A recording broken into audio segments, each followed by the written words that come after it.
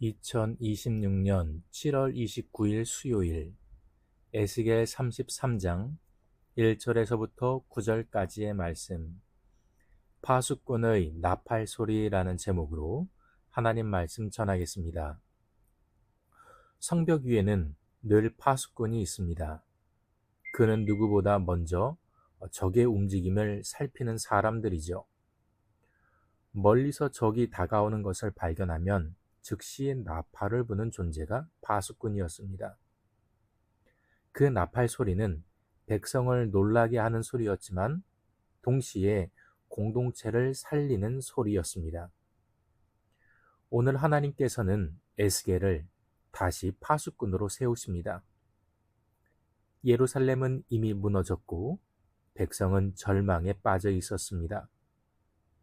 이제 하나님께서는 무너진 백성을 다시 일으키기 위해 파수꾼을 세우십니다. 하나님께서 에스겔에게 맡기신 사명은 하나님의 말씀을 전하여 백성이 돌이켜 생명을 얻도록 돕는 일이었습니다. 오늘 이 말씀은 우리에게 같은 질문을 하고 있는 듯합니다. 하나님께서 맡기신 파수꾼의 사명을 우리는 삶의 자리에서 어떻게 감당해야 할까요?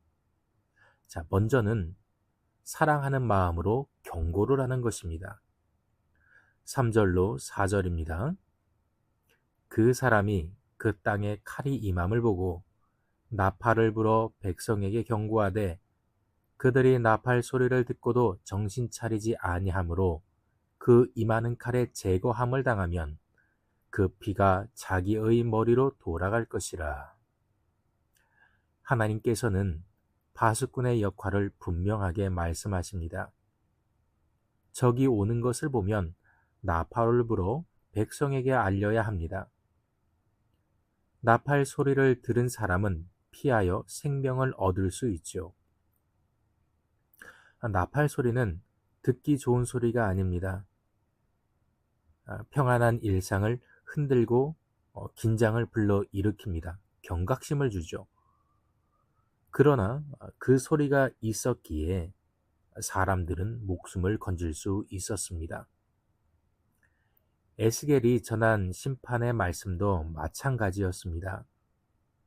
백성의 귀에는 불편하게 들렸지만 그 경고 속에는 하나님께서 한 사람이라도 더 살리기를 원하시는 그 크신 사랑이 담겨 있었습니다.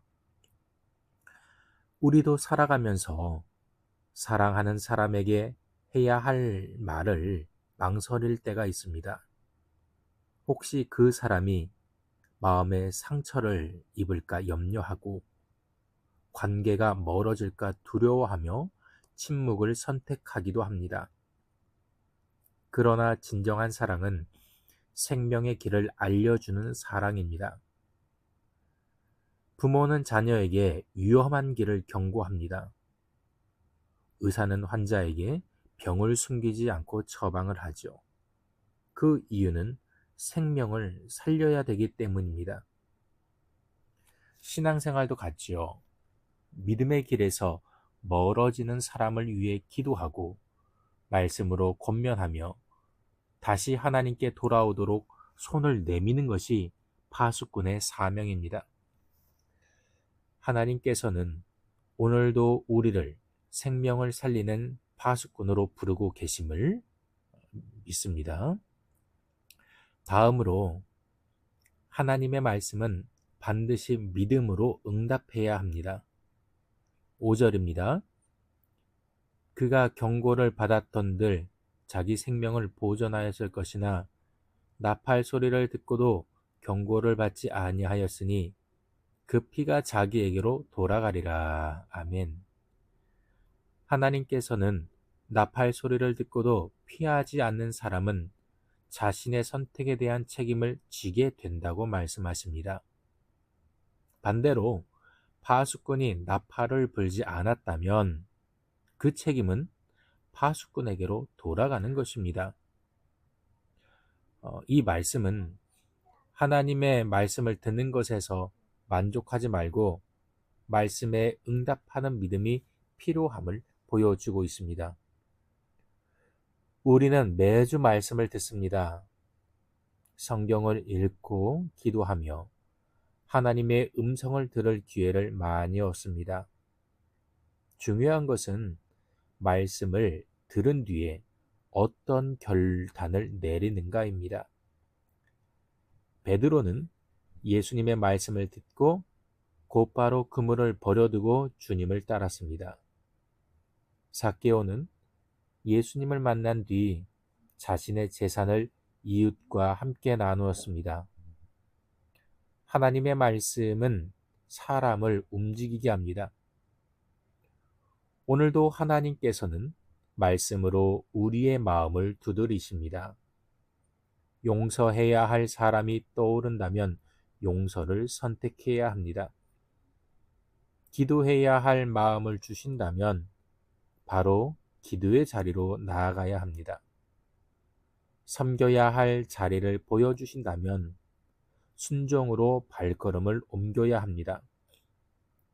말씀에 믿음으로 응답하는 사람은 하나님께서 예비하신 은혜를 경험하게 되는 것입니다. 셋째로, 하나님께서는 신실한 파수꾼을 찾으십니다. 7절 말씀입니다.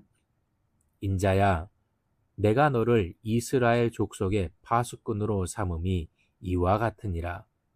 그런즉 너는 내 입의 말을 듣고 나를 대신하여 그들에게 경고할지어다. 아멘. 하나님께서는 에스겔을 향하여 이스라엘 족속의 파수꾼으로 세우셨다고 말씀하십니다. 그리고 하나님의 말씀을 듣는 대로 전하라 말씀하시죠.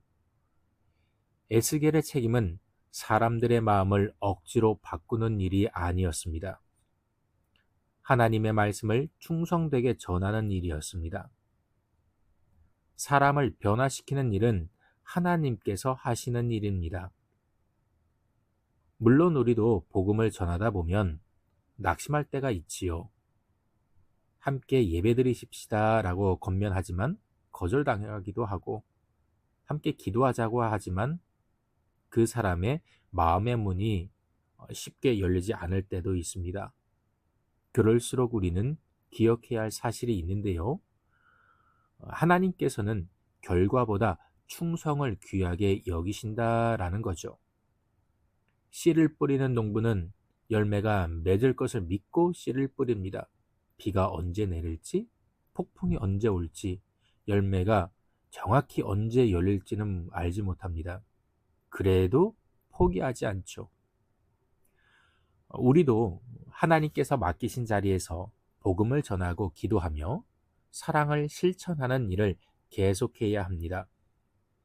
하나님께서는 신실하게 순종하는 사람을 통해 한 영혼을 살리시고 가정을 회복시키시며 교회를 세워가십니다. 말씀을 맺겠습니다. 하나님께서는 에스겔을 파수꾼으로 세우셨습니다.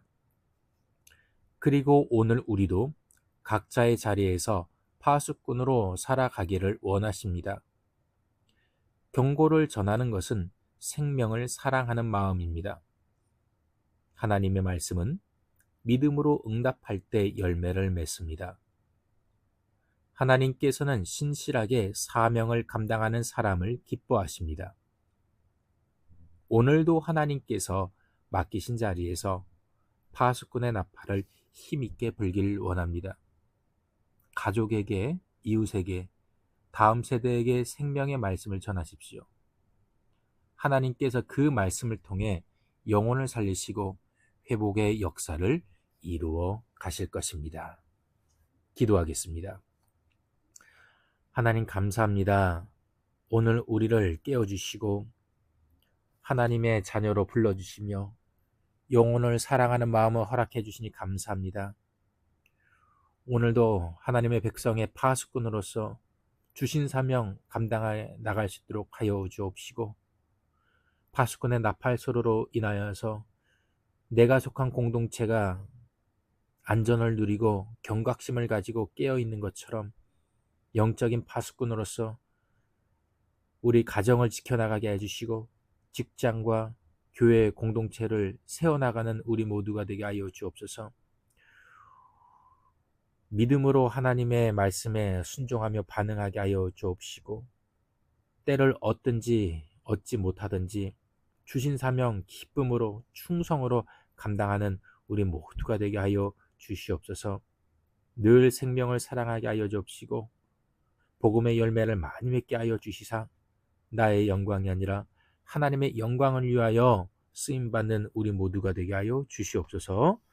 감사하오며 예수님의 이름으로 기도합니다. 아멘.